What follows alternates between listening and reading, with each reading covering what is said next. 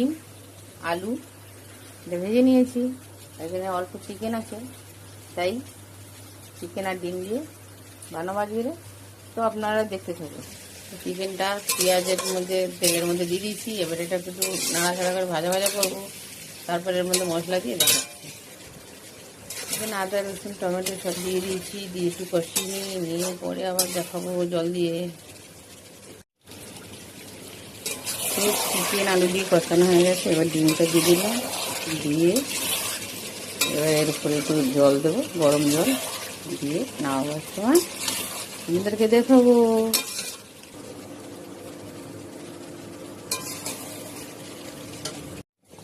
তো ডিম আর চিকেন আমার রেডি হয়ে গেছে, আপনারা দেখতে পাচ্ছেন। ভালো লাগলে আপনারাও এরকম বানিয়ে খাবেন। অল্প চিকেন ছিল, তার জন্যে আমি ডিম আর চিকেন একসাথে করলাম। Bye, tata.